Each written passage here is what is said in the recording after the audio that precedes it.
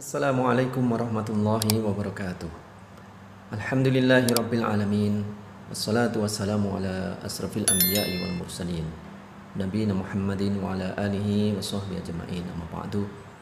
Saudara-saudaraku kaum muslimin dan muslimat dimanapun berada, saya Widi Winanto Aryawan.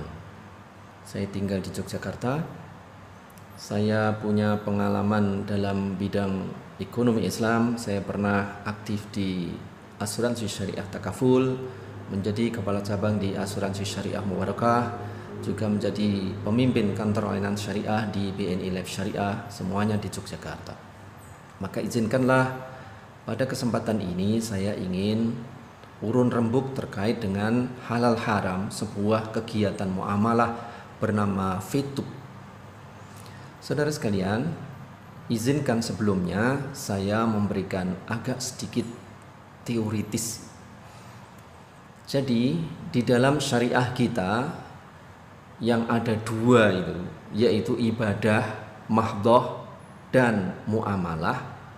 Di dalam ibadah mahdhah ada kaidah semuanya dilarang kecuali yang ada contoh petunjuknya atau tuntunannya. Itu ibadah mahdhah. Sementara di dalam syariah muamalah semuanya boleh kecuali yang jelas ada larangannya. Makanya karena kaidahnya diametral gitu, berbeda ya. Oleh sebab itu kita tidak bisa mencari di dalam muamalah itu dalilnya apa, tetapi kita cari larangannya apa. Maka di dalam muamalah Islam itu ada pagar, ya, ada 4 pagar yang tidak boleh dilampaui dalam hal kita bermuamalah. Pagar yang pertama namanya tadlis. Tadlis itu artinya menipu. Dengan kata lain, menipu itu adalah unknown one party. Kalau misalnya ada 2 pihak bermuamalah, salah satu pihak tidak mengetahui, itu namanya menipu. Menipu dalam hal apa? Ada 3 kemungkinan kita mendapati penipuan. Pertama, menipu dalam hal kuantitas. Kalau di dalam perdagangan itu nyolong timbangan, nah, itu adalah menipu dalam hal kuantitas. Unknown one partenya apa? Tentu yang pihak penjual yang nyolong timbangan tahu bahwa beratnya, kuantitasnya ini tidak sempurna, tidak penuh, tapi pembelinya tidak tahu. Berarti unknown one party. Kemudian yang kedua adalah tadlis dalam hal kualitas. Misalnya penjual mencampur antara buah manis dengan buah masam. Berarti dia tahu, tetapi pembeli tidak tahu. Berarti ada penipuan dari pihak penjual yang tahu bahwa telah tercampur di dalam buah itu antara buah manis dengan buah masam, sementara pembeli tidak tahu. Kemudian tadlis yang ketiga adalah dalam hal delivery, mengantar. Maka penting buat kita, kalau misalnya kita tidak mampu untuk mengantar, misalnya ada order buah, padahal kita tahu bahwa buah itu harus mengambil di tempat yang jauh. Bagaimana kalau nanti sore dikirim? Padahal kita tahu bahwa kita tuh nggak akan mampu karena jaraknya jauh. Kemudian kita jawab iya. Dalam batin kita, nanti saya antar ba'da isya juga nggak apa-apa. Sementara pihak pembelinya berharap buah itu diantar sebelum maghrib. Nah, nanti kan tinggal minta maaf. Berarti telah terjadi tadlis dalam hal delivery. Itu pagar yang pertama. Pagar yang kedua namanya taghrir, gharar, ketidakjelasan. Dengan kata lain, di dalam gharar itu adalah unknown two party. Di antara 2 orang yang bermuamalah itu sama-sama tidak mengetahui. Apa itu yang tidak diketahui? 3 juga. Quantity, quality, dan delivery. Bagaimana quantity tidak diketahui? Ini ijon. Misalnya calon penjual ini, ada penjualnya ini punya pohon, yang pohon itu baru keluar bunganya. Datang pembeli, bagaimana kalau saya beli buah dari pohon ini dengan harga tertentu? Nah, kalau sampai terjadi transaksi antara kedua-duanya, maka keduanya telah melakukan transaksi yang bersifat gharar. yaitu ketidaktahuan. Penjual tidak tahu buahnya seberapa, pembeli juga tidak tahu buahnya seberapa. Kuantitinya ada dalam posisi gharar, ketidakjelasan. Yang kedua adalah quality. Apalagi dalam contoh tadi misalnya, pohon itu sama sekali belum pernah berbuah, sehingga tidak diketahui buahnya itu manis atau masam. Nah, ini terjadi gharar dalam hal quality, kualitas barang itu. Kemudian yang ketiga adalah gharar dalam hal delivery. Ini contohnya berbeda. Menjahit yang paling tampak. Datang seseorang menjahitkan ke tempat saya. Saya tahu bahwa pekerjaan terlalu banyak sehingga saya tidak mungkin menerima order tambahan. Nah, Anda sudah membawa bahan kepada saya sambil mengatakan, ini nggak tergesa-gesa kok, terserah jadinya kapan-kapan juga nggak apa-apa. Bayangkan, baik Anda yang menjahitkan maupun saya yang tukang jahit sama-sama tidak tahu kapan produk itu harus didelivery ke Anda. Nah, ini adalah gharar dalam hal delivery. Bersamaan dengan gharar ada nama yang sejenis, amalan sejenis, namanya maisir. Maisir itu judi, untung-untungan. Ini juga an-nawantu party, tapi sifatnya untung-untungan. Ya, kalau misalnya nanti saya sebagai bandarnya, Anda sebagai pemasang, ya, pemasang taruhannya itu ya untung-untungan. Kalau Anda menang ya Anda yang beruntung, kalau Anda kalah ya saya sebagai bandar yang beruntung. Itu pagar yang kedua. Pagar yang ketiga namanya riba. Riba itu luas, tidak sederhana, tidak bisa didefinisikan dengan ya satu hal saja, tapi bisa diberikan contoh seperti ini. Misalnya Anda pinjam uang kepada saya 1 juta. Kemudian Anda mengatakan bulan depan akan dikembalikan. Terus saya sampaikan kepada Anda, tolong bulan depan dikembalikan 1.100.000 ya. Berarti saya sudah melakukan riba dari 1 juta menjadi 1.100.000. Saya sudah mengambil riba 100.000. Ya. Berbeda ceritanya kalau misalnya Anda mau pinjam uang kepada saya mau pinjam nih 1 juta. Saya tanya, mau untuk apa sih 1 juta? Mau beli sepeda. Misalnya, oh ya, kalau begitu bagaimana kalau sekarang kita sama-sama beli sepeda yang 1 juta, nanti saya jual kepada Anda 1.100.000 dan Anda membayarnya bulan depan. Maka uang 100.000 itu bukan lagi riba, tetapi laba dari jual beli sepeda. Loh, kan sama saja, dari 1 juta menjadi 1.100.000. Beda, yaitu ada objeknya bernama sepeda. Itu.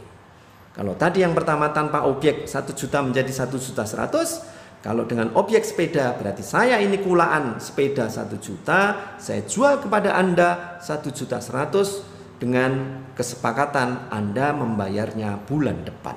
Nah, 100.000 adalah keuntungan jual beli sepeda antara saya dengan Anda. Ya, ini contoh yang tidak riba dan sebelahnya tadi contoh ribanya. Yang ketiga, yang keempat namanya bai' najas atau sebelahnya namanya ikhtikar. Bai' najas itu apa? Bai' najas itu adalah manipulasi dari sisi demand, permintaan. Ya. Misalnya sekarang saya pedagang, saya punya beberapa teman yang sudah saya pasang di kanan kiri saya. Kemudian saya pura-pura memberikan kepada dia harga tertentu dari produk yang saya jual ini. Ya, 100.000, 150.000. Itu Anda dapat TV, Anda dapat komputer. Wah, orang-orang begitu tertarik. Wah, ini jualannya murah sekali gitu. Pada orang-orang yang ada di sekeliling saya itu yang saya beri 100.000 dapat TV, 150 dapat komputer, itu teman-teman saya sendiri. Tugas mereka adalah memberikan manipulasi dari sisi demand. Ketika orang tertarik, tentu saya berbeda memberikan harga kepada orang yang sudah tertarik itu. Ini pernah dilakukan muamalah seperti ini oleh orang-orang najas, maka disebut dengan bai' najas. Kemudian ikhtikar. Ikhtikar itu apa? Ikhtikar itu bahasa kita menimbun. Ini manipulasi dari sisi suplai. Pabrik gula sudah mengeluarkan produk ke pasar, saya ambil semua itu produknya. Saya simpan di gudang ratusan atau ribuan ton. Kemudian saya tidak mengeluarkan sedikit pun gula itu. Sehingga akhirnya gula itu langka di pasaran. Dan kemudian gula itu harganya naik Saya senang, sedikit demi sedikit saya keluarkan dari 10.000 naik menjadi 12.000, 12.000 naik menjadi 14, 15, 20. Senang saya karena harganya menjadi naik, barang langka pada saya menimbunnya. Ya, namanya ihtikar. Saudara sekalian, dengan menggunakan 4 pagar ini, pertanyaan kita adalah sebelah mana dari fetub yang sudah melanggar di antara pagar-pagar itu. Fetub, iklan, ya, orang nonton iklan mendapatkan viewpointnya bisa ditukar nanti dengan paket bintang atau ditukar dengan iklan yang dipasang di situ, atau bahkan kalau ada yang berminat, viewpoint itu bisa diambil, diakuisisi atau dibeli oleh orang sesama VTubers dan kemudian kita mendapatkan uang dari dia. Pertanyaannya, sebelah mana dari muamalah itu yang mengandung tadlis atau penipuan? Dengan kata lain, unknown one party. Perusahaan tahu, saya tidak tahu. Ya, unknown one party. Mari, silahkan untuk dianalisis. Kemudian yang kedua tentang horor. Adakah di dalam VTub itu yang bersifat horor? Orang menyebutkan bahwa di dalam VTub ada unsur ponzi yang itu jelas-jelas horor yang dilarang di dalam Islam. Pertanyaannya, sebelum menjawab pertanyaan itu, sekian waktu yang lalu ada sebuah provider penyedia data internet, di dalam aplikasinya itu menawarkan kepada siapapun pemilik kartu provider dia, siapa saja yang masuk ke aplikasi, dia daftar di situ, maka setiap dia membuka, dia akan mendapatkan 1 perangko. Kita tinggal ngeklik perangko itu, kemudian muncul centang, ya, muncul centangnya. Nah, setiap hari kita masuk dapat centang 1, besok kita masuk lagi dapat centang 1. Perangko-perangko itu dikumpulkan dan ketika mencapai jumlah tertentu, perangko itu dapat ditukar dengan data internet dari provider itu. Nah, saudara sekalian, apakah yang dilakukan provider itu menyalahi syariat? Tentu tidak. Itu adalah teknik promosi agar orang mau mendatangi atau masuk ke aplikasi dia untuk mendapatkan promosi-promosi macam-macam di dalam aplikasi itu, maka diberi sebuah reward, sebuah penawaran keuntungan. Kalau Anda mau buka aplikasi, Anda saya beri perangko. Kalau perangko itu memenuhi, diklik setiap hari, begitu dapat sekian jumlah tertentu perangko, Anda kami beri pulsa gratis, pulsa data. Ya, pulsa data itu bisa digunakan untuk buka aplikasi itu lagi. Artinya ngeklik gitu.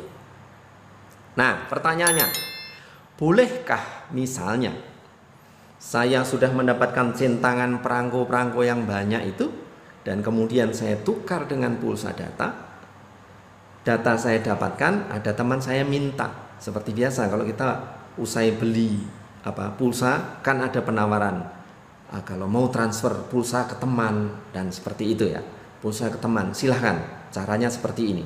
Nah, pertanyaannya, boleh nggak kalau pulsa data itu saya berikan kepada teman saya atau teman saya membelinya? Tentu boleh saja, wong itu pulsa milik saya sendiri sebagai hadiah dari provider itu. Nah, sekarang mundur sedikit. Andaikan saya belum sempat menukar dengan pulsa, boleh nggak kalau misalnya perangko itu dibeli oleh teman yang kebetulan dia butuh perangko untuk beli pulsa data itu? Jawabannya tentu boleh, karena perangko-perangko itu didapatkan dari saya ngeklik ya aplikasi dari provider itu, reward dari dia. Ya, nah saudara sekalian, dengan analogi yang sama, sesungguhnya di dalam VTub juga terjadi seperti itu. VTub itu menawarkan kepada siapapun, kalau Anda mau masuk ke aplikasi saya, Anda mengklik iklan yang saya tayangkan, maka Anda tidak mendapatkan perangko. Kalau di provider itu perangko, tapi mendapatkan viewpoint. Viewpoint, ya, kalau perangko ditukar dengan pulsa, ini perusahaan periklanan. Maka dia menawarkan, kalau Anda punya viewpoint, Anda bisa tukar itu dengan paket Paket apa? Bintang. Untuk apa itu? Untuk bisa melihat iklan-iklan selanjutnya. Dia berlaku 40 hari, habis waktunya ya sama dengan pulsa data, ada masa waktu tertentu pulsa data itu bisa digunakan. Ya, paket bintang. Jadi Viewpoint ditukarkan dengan paket bintang. Boleh enggak? Ya boleh, memang itu yang ditawarkan oleh mereka. Kemudian yang kedua, Viewpoint bisa ditukarkan dengan iklan yang ada di situ. Ya, kalau kita punya iklan, kita bisa bayar dengan Viewpoint yang kita miliki. Nah, produk kita akan ditayangkan sebagai iklan berbayar di situ yang diklik oleh ribuan bahkan jutaan orang. Nah, saudara sekalian, ternyata di antara para VTubers itu ada yang membutuhkan Viewpoint kita. Begitu. Dan perusahaan memfasilitasi kalau ada yang butuh Viewpoint Anda kebetulan juga longgar untuk melakukan itu, maka silakan untuk dijual kepada sesama VTubers. Boleh nggak itu? Boleh. Kenapa tidak? Bukankah tadi perangko itu bisa dijual kepada orang lain? Ya, karena itu hasil kerja kita membuka aplikasi itu. Ini juga begitu. Viewpoint itu adalah hasil kerja kita untuk mau membuka iklan atau mengklik iklan yang ada di VTube itu. Dan ketika Viewpoint kita dapatkan, kebetulan datang kepada orang. Bagaimana kalau Viewpoint ini saya akuisisi? Ya, lah untuk apa dia? Saya mau beli paket bintang. Boleh enggak? Boleh saja. Lain waktu, boleh enggak saya mengakuisisi VP Anda? Untuk apa? Untuk memasang iklan. Boleh saja. Ya, artinya dalam muamalah ini tidak ada unsur-unsur gharar di dalamnya. Kenapa? Karena baik pemilik VP maupun calon pembeli sama-sama tidak ada paksaan. Kalau misalnya pihak pemilik Viewpoint ini kebetulan punya hajat sendiri, oh saya sendiri butuh VP kok untuk beli paket-paket bintang. Akhirnya orang yang berminat pun tidak akan bisa mengakuisisi VP yang dia butuhkan. Terus dia dapat VP dari mana? Ya sama dengan orang lain, yaitu ngeklik iklan supaya dia dapat VP. Ya, sedikit demi sedikit dia kumpulkan VP itu naik, dia tukar dengan bintang, 40 hari dia tukar lagi, dan begitulah seterusnya. Akhirnya peringkat dia naik agar VP dia terkumpul makin banyak. Nah, saudara sekalian, silakan sekarang kita bisa menilai. Tidak ada unsur ponzi di dalamnya. Tidak ada unsur bahwa orang yang di bawah harus membayar kepada atas. Tidak ada. Karena pihak yang ada di atas yang punya VP pun tidak wajib untuk menjual VP-nya. Kalau dia butuh, kenapa harus dijual? Ya, dia sendiri pengen membeli bintang, paket-paket bintang. Sementara yang ada di bawah, kalau tersedia silakan untuk mengakuisisi. Kalau tidak tersedia, ya tentu tidak tersedia VP di dalam perdagangan EC-nya itu, exchange counternya itu. Nah, saudara sekalian, semua tuduhan yang terkait di dalam VTube, saya berbeda pendapat. Baik yang datang dari para ustadz, datang dari para penceramah. Cermati baik-baik bahwa ini bukan akad ponzi, tetapi ini murni akad tukar menukar, akuisisi, jual beli yang itu biasa-biasa saja di dalam sistem muamalah Islam. Antarodin minkum terjadi, ridho sama-sama ridho. Apakah selalu yang pembeli itu adalah yang levelnya di bawah? Enggak. Yang di atas itu berapa kali dia harus membeli orang di bawahnya karena dia butuh Viewpoint untuk membeli paket yang kebetulan dia sudah terlanjur menjualnya. Dia terpaksa harus beli Viewpoint kepada member-member di bawah, dan itu tidak masalah karena VP itu seperti perangko tadi, yaitu catatan nonton iklan yang diberikan oleh VTube bagi orang-orang atau member yang sudah nonton iklan. Tidak ada lebihnya, tidak ada kurangnya. Nah, saudara sekalian, silahkan ya untuk memberikan komentar, ya subscribe di dalam YouTube saya ini, ya share supaya orang-orang muslim, ya muslimat dimanapun berada, jangan ragu-ragu untuk bermuamalah dengan VTube. Tidak ada unsur tadlis atau penipuan, gharar atau ketidakjelasan, riba juga nggak ada, maisir juga tidak ada, kemudian baik najas maupun ikhtikar tidak ada. Ya, bagi Ustadz Nah, saya sedikit memberikan kritikan. Kita tidak bisa mengambil hukum satu muamalah hanya berdasarkan persepsi dari membernya. Di sini banyak orang-orang yang sudah sangat pinter memahami sistem di dalam fitur. Bagaimana mungkin kita ini mengambil hukum atas satu amalan, ya, kegiatan muamalah berdasarkan persepsi dari orang, apalagi melalui telepon. Antum di fitur ya, fitur bagaimana? Begini. Wah, kalau seperti itu berarti fitur haram. Loh, kok sesimpel itu untuk menarik hukum di dalam muamalah? Bahkan di ormas Islam saja ada, ya, Bahthul Masail itu kumpul kiai-kiai bawa kitab masing-masing, kemudian yang memahami masalah dia mempresentasikan apa yang sedang mau dibahas itu. Di majelis tarjih juga begitu, dijelaskan yang terjadi adalah seperti ini. Jadi untuk menentukan halal dan haramnya satu muamalah itu tidak sesederhana itu, apalagi sekedar berdasarkan persepsi member yang tentu dalam banyak hal persepsi itu belum tentu sesuai dengan yang sebenarnya. Itu kan persepsi dia. Padahal seperti itu kan? Enggak. Saya kira itu, mudah-mudahan sedikit, ya, kuliah tentang muamalah syariah ini, syariah muamalah ini dapat memberikan pencerahan. Saya anjurkan teman-teman, saudaraku kaum muslimin dan muslimat, jangan ragu-ragu untuk bermuamalah di fitur ini. Justru sekarang teknologi harus mulai dapat membantu menyelesaikan muamalah kita. Silahkan nanti mau pasang iklan di fitur. Fitur itu anggotanya makin lama makin banyak.